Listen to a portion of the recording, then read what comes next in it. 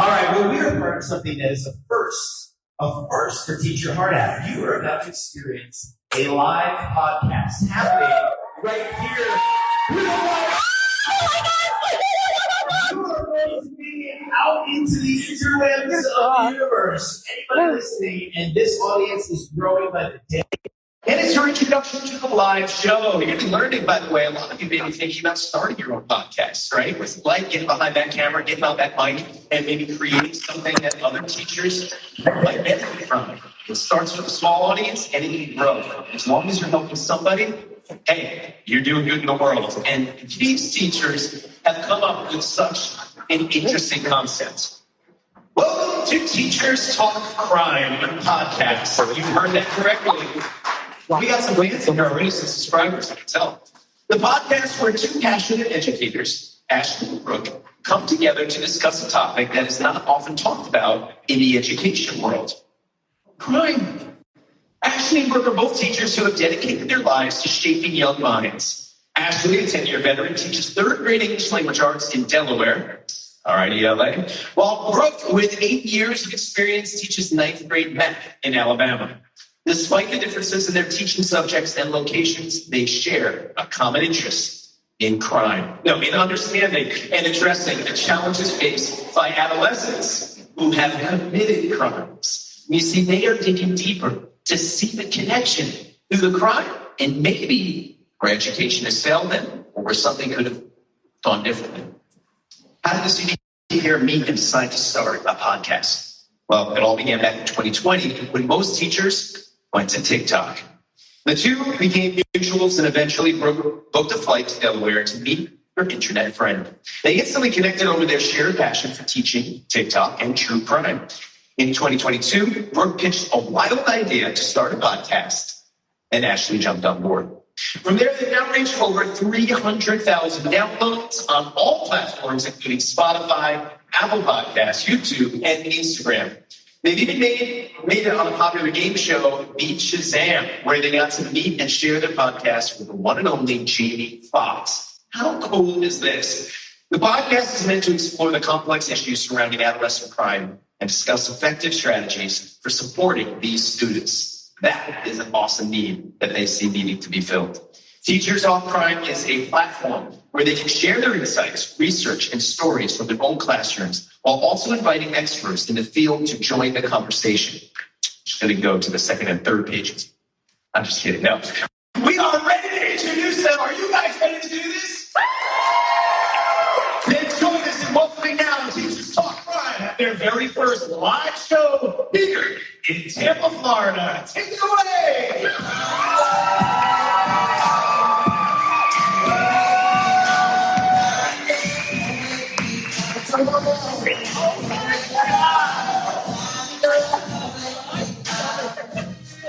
I don't think your French introduction. I try. We are Teachers Talk Crime. Actually, Katie gave us this idea. So this is a TikTok I posted recently. Okay. But it's about how our numbers are going to just skyrocket. You need to contact Leslie for all the press that we're going to get.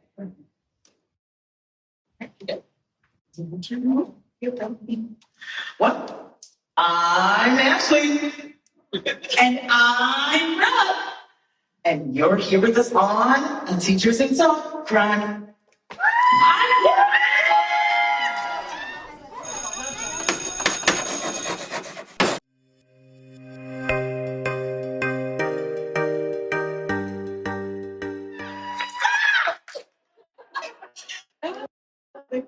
So we are going to give away some stuff for free.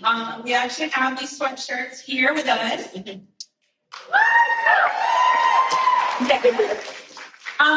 it's very simple. We're not going to make you do 100 loops and hurdles. We obviously just want to connect with teachers. We have a ton of teachers that come on our podcast that are interested in true crime as well and can give a different perspective. So if you want to connect with us and follow, we love having guests on.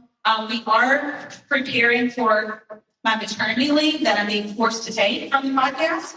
And so it will air after school has started. But if that's something you're interested in, let us know how we can connect and hear your story. So we're going to do our giveaway, and all we ask is that you just follow us on Instagram. About to put our QR codes up. And we are on Apple Podcasts, Spotify, and YouTube. You can listen on other things as well. It doesn't really have to be those two. So if you prefer a different platform, we are streaming everywhere. These are just the main ones that our data shows. So we just put those up there. We're going to walk off the stage when we're done, and we're going to instantly go and do a random name generator. So we have several sweatshirts. It's not a one for all. We have several, and we have several sizes. If we don't have your size and you're a winner, just let me know, and I will mail it out to you. It's not a big deal. I'm going to make sure everybody gets what they are comfortable in. This is the design. You just saw it. It's not going to be a t-shirt. It is a sweatshirt. So yeah, here are our codes. We're going to take just a second, if you can see it. So that's Instagram or YouTube, whatever you prefer. Phone's out, yes. As soon as you follow it, it'll go into the random generator. So you don't have to do any extra steps. We made it easy peasy lemon squeeze. Mm-hmm. And you don't have to do one. And YouTube's not your thing. I know it's not for everybody. That's totally fine.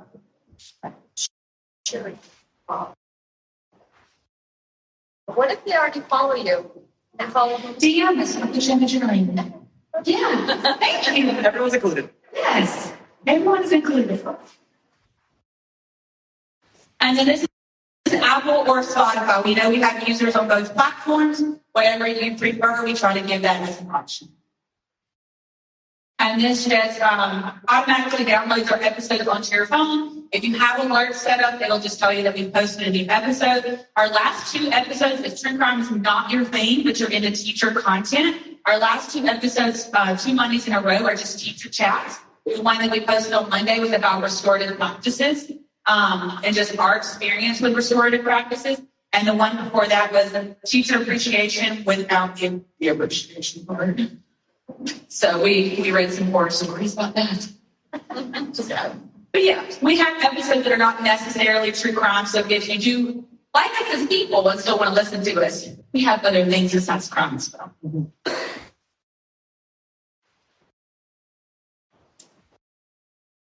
So the trigger warnings for this case are murder. So the title, teachers on crime. And we're also going to be mentioning guns. I know true crime is not for everybody, so if this is not your cup of tea, we are not offended. We understand. So just wanted to give you a warning before we jump right into it. Right? Yeah. All right. Get 'em. All right. So sit down, shut up. The murder is about to begin. For those who listen. All right. So today's lesson will begin in West Little River, Florida on September 21st, 2020. Neighbors of 46-year-old Miami Senior High School football coach Corey Smith heard 3 gunshots. Oh, thank you. Okay, I'll be scared. So the neighbors of 46-year-old Miami Senior High School football coach Corey Smith heard 3 gunshots come from his home and called the police. When police arrived, they found Corey Smith dead in the den with multiple gunshot wounds around 9:30 a.m. Detectives believe that Corey was shot around 9:10 in the morning. I couldn't find much information on Corey, but I did want to take the time to share who he was as a person. So as I stated just a minute ago, Corey was a football coach at the Miami Senior High School. He began working for the Miami-Dade County Public Schools in 1999, and he also spent some time teaching at the Charles Drew Middle School. According to one source, Tyrone Hilton credits Corey for his son's propelling football career. His son, Ty Hilton, is a wide receiver for the NFL who has played for the Indianapolis Colts and is currently playing for the Dallas Cowboys. Okay, the Miami-Dade police immediately started investigating. They quickly discovered that there was only one person within Corey's home at the time of the shooting, and that person was 15-year-old Charles Alexander. Let's quickly get into who Charles was to Corey. So Charles is the son of 41-year-old Lamar Alexander. According to sources, Corey and Lamar were cousins, but were raised as brothers. So Corey considered Charles to be his nephew. Now, a crazy fact about Lamar is that him and his accomplice, Ronnie Hall, robbed a jewelry store, hijacked a UPS truck, and held the driver, 27-year-old Frank Ordonez, hostage in Miramar, Florida, on December 5th, 2019. News cameras were rolling when the officer shot 200 rounds at the stolen UPS truck on a busy highway intersection. Lamar, Ronnie, Frank, and 70-year-old Richard Cutshaw, who was a motorist in the area at the time, were all killed. Okay. So Corey had the following to say about his brother after the shootout. In life, you gotta make better decisions. We weren't raised like that. I love my brother, but he's made bad decisions his whole life. Stephanie Brady, Charles's mother, would later reveal that Charles's birthday was the same day as the hostage shootout, so there was a lot of trauma there for her son. According to Corey's wife, Amina Smith, she and Corey hadn't seen or spoken to Charles since his father passed away. Amina went on to say that Charles asked to come over, so Corey went to go pick him up on Sunday night, and he spent the night there. In the morning, she left to go to work, completely unaware that that would be the last time that she would see her husband alive. Now that we understand how Charles and Corey are connected, let's jump back into today's lesson. When interviewed by police, Charles gave inconsistent statements, which is already a red flag. He initially stated that he was studying at the time that the shots occurred, but then later stated that he heard approximately 3 shots while he was in the bathroom. Once he discovered that his uncle was dead in the den, Charles called his mom, and she called the police after assessing the situation after she had arrived. So she wasn't there. She showed up and was like, oh my gosh, and then called 911. So he didn't do that prior. Despite neighbor surveillance videos showing no one entering the home prior to the time of the shooting, the police had no concrete evidence to hold Charles, so he was released to his mother. However, 2 days later, Stephanie contacted the police and asked them to meet with her again. She revealed that she was in fear of her son, and Charles confessed that he was the one who killed his uncle. So to backtrack really fast, Corey was murdered on Monday. Stephanie requested a meeting with the police on Wednesday, and Charles was arrested on Thursday. Now, I'm not really quite sure why there was a break from Wednesday to Thursday, but I don't know what happened. So we don't read each other's cases prior to knowing this. So typically we both are mic'd up and I would ask or just interject. But I did read this one. And one of the questions that I have is we've seen that TikTok go around with some of the moms. If you're a mom in the building, you've probably seen it. It's like, would you kill for your child? And it's been a debate all over the internet. And this kind of resonated with me because we see so many cases where the parents try to cover up for their kids and they try to help their kids or they try to lie for their child or they wash the clothes. We've seen it all the time. But I think for this one, what I'm gathering is she almost had fear herself. And at that point, she went to the cops and told them out of fear for her own life that her son is obviously spiraling out of control, if I'm not mistaken. Yeah, because a lot of the sources said that she was afraid of him. So that's the reason why she came forward, because I'm pretty sure she was fearful of her life as well, finding out what he had done to his uncle. Amina, Corey's wife, told the police that he owned a 9mm Beretta that he kept unloaded in the nightstand next to the bed and that he kept a large amount of cash in the bedroom. After a search of the home, police located the 9mm Luger shell casings along with Corey's 9mm gun in the garbage can on the side of the house. And they also located a FC 9mm cartridge in the toilet. I don't know why it was there. It was later determined that Charles used Corey's gun to kill him. According to the arrest report, $7,450 in cash were found in Charles's jeans that were hidden in a garbage bag. Amina confirmed that the money belonged to Corey.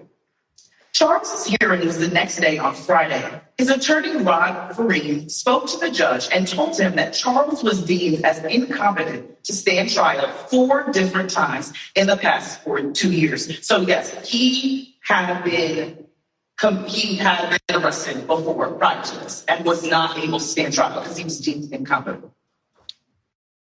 And one thing we've seen with cases like this is lawyers are really quick. If you're in a true crime, the quick defense is always mental illness, whether there is documentation of it or not. And we are big advocates for mental illness. We know it exists, and we obviously are teachers. But to jump to that, we always do question, is there documentation from your educators? Has somebody spoken to his teachers? We're with these kids 8 hours a day. We know them better sometimes than their own parents. And what I wonder here is, and you'll understand in a second what he did, but this is the fourth time you're in a courtroom at 15 years old and you're still being deemed incompetent. I'm going to need to see papers. If it were me as a judge, I'm going to want to speak out, because I think as teachers, all of us here, unfortunately, we don't want to, but I'm sure all of us are thinking of a child that has displayed behaviors here. And you probably told your husband or your significant other or your partner or your coworker, somebody, that kid's probably going to kill someone. I mean, and it's very unfortunate that we've ever had to say that. And I don't want to normalize that, but we have had to say that because we see these behaviors in students all the time. And this is why we created this podcast. But I would like to see what the teachers have said about him to deem him incompetent in the lawyer's eyes to present that to the judge. So, in May of 2018, Charles was arrested for allegedly making a bomb threat at a middle school in Alapata, Florida. Investigators of the bomb threat said that the school administrators have received a number of calls stating that if the school wasn't evacuated, the bomb in the school would be detonated. The calls were traced to a phone on the school's campus, and Charles, along with 2 other individuals, were arrested. His juvenile court case for the bomb threat was stalled multiple times due to mental health problems. And like I said, I couldn't find anything specifically saying what his mental health issues were. I looked, I searched, I did my workout, but I could not find it. But what I did find was a quote from his mother, okay? And what she said was, yes. So Stephanie stated the following: Charles has been a special needs child from birth. My child is mentally ill. He's only 15. Mentally, he's around 8 or 9. Like, at some point, respect that he's a child, a mentally disturbed child. Don't try to prosecute him before you even know the facts. Don't sit here and be the judge, the jury, the prosecutor, and everything else. Help my child. She went on to say the following: Corey was a great mentor to Charles. He was trying to help Charles. A lot of people were trying to help Charles because we all knew there was a problem with Charles. Rod Marine stated the following about his client: There are many juveniles who suffer from early childhood trauma, learning deficiencies, and mental illness, and the criminal justice system can no longer afford to allow them to fall through the cracks. If the allegations are proven true that my client committed this unfortunate crime, then here's a prime example of the system failing this child. Should he have been involuntarily committed over the past couple of years so he would not have been a danger to the community? Coach Smith would still be alive today, right? If the facts are true, who failed whom? With this statement and the statement made by his mother, it's very clear that everyone was aware that Charles was struggling. But my question is, what was actually done to help him? Okay, because nothing that I found said that the mom tried to do X, Y, and Z. And I'm not doing this to point fingers. I just genuinely want to know, because it sounds like everybody knew that he was struggling, but nothing on paper shows that he was being helped. And I think, too, one thing that we wanted to address was the bomb threat happened prior to his dad's death. So I want to make that very clear if you're unclear of the timeline. The bomb threat happened, then his father died in the shootout on his birthday. So there is trauma there, and sometimes trauma doesn't look like what we think it does. And one of our amazing speakers pointed that out, and I was like, wow, that kind of connects to our case. But after the bomb threat was made, don't have evidence that he was expelled or anything, but I'm sure the school policy is that you were expelled, so he would have to enroll in another school. Well, those records follow you. And unfortunately, by expelling him, was counseling put into place. And I don't know how your schools do it, but one thing that we do is we have a Google form. And if I see a behavior of any child in my classroom that's just abnormal of any kind, I can do a counselor referral, and it's guaranteed within 24 hours that child will be spoken to by the counselor and follow-up will be given to me. No information is disclosed if it's personal, but at least I know that the counselor is trained way better than I am. I'm a classroom teacher. We wear many hats, but I don't have her training. at least that child's been spoken to. So I will give you a second. Do you have anything in your school that is in place that helps kids like this, if you want to share with your table, that helps kids be identified as maybe warning signs? Go ahead, turn it off. Turn it off. And I know from my school, we don't have a Google form. I just go directly to my counselor. I've had a number of instances this school year that I went and I found her, I sent her an email, and that child was addressed within the day. So it doesn't go unnoticed. Like when I go to her, she knows that she can still immediately go talk to that child. Okay. So Charles was charged with second-degree murder and grand theft. Now, there are no updates on this case since 2020. It's almost like I have no idea where he is at this point in time. I'm assuming he's still in a juvenile detention center. So the updates that I was able to find in 2020 was that his attorney asked for a psychological evaluation to be conducted. Also, the judge ordered Charles to remain in secure detention, and the Miami-Dade police or prosecutors were planning to charge him as an adult. Again, he's 15. And it's been clearly stated multiple times that he has mental issues. So is this appropriate for him? He's 15 being convicted as an adult for something, and his mom said, he may be 15, but mentally he's an 8 or 9-year-old. So is that really fair to persecute him as an adult when he's clearly acting in a child way, if that makes sense? He was also denied bond by the judge. So currently he's still sitting in that detention center, but he has not gone to trial yet. So those of you who listen, hopefully we have some new listeners today. You guys can, we'll give updates every now and then when we get them. So when I get updates, you guys will get updates as well. This is something that Ashleigh and I talk about a lot, and not all of our cases have sad endings. We have done cases where the juvenile has been sent to a rehab facility, like a mental institution, a medical hospital, for his rehabilitation, and those have actually come out to be way more successful after they've served their time than those that have been sentenced with grown men in a prison. Because if he's being charged as an adult, he will go to prison. So we do talk about that a lot. We have cases where we don't think that the punishment was harsh enough sometimes if the case is fitting. We do discuss this on our podcast regularly about what can we do as the teachers? And we're with these kids way more than their parents are. Their parents give them 2 months out of the year, and sometimes they're not even around. I see a lot of this in my demographic that I work in. We are in a low-income area projects, and my kids are involved actively in gang life. And so these cases resonate with me, and I've had to call parents, and I'm like, look, I'm only reaching out because I think that your child is still reachable. So I challenge you as teachers, these are worst case scenarios. Obviously, this is not going to happen in your school, hopefully. But when it does, I can guarantee that teachers are the first ones to walk in the hall and look at their teacher vest and go, I'm not surprised it was that kid. And that's very sad to say, but we see these behaviors before they even get to this point. And I just want you to reflect on that. What are you doing to help? Are you stepping in and showing this child love? A coach truly did lose their life. A valuable member to our clique, the teacher clique. He was awesome. He did not deserve that. However, were there behaviors displayed prior that we could have called and gotten help or therapy or counseling or a mentorship program, the Big Brother program, anything like that? I know that my school tried to implement having dads present in our school because over 90% of our population they were without fathers in the home. So we wanted to adopt that. We also did club day every other Friday, and we had our struggling students like Charles that we identified as a team of teachers, not to call them out and gossip about them, but we put them on a team, and we had our strongest male teachers be their mentorship, and that was their club. They didn't get to go play board games, but they weren't upset about it because all they wanted was someone as a male figure to pour into them. And that's the demographic that I worked at.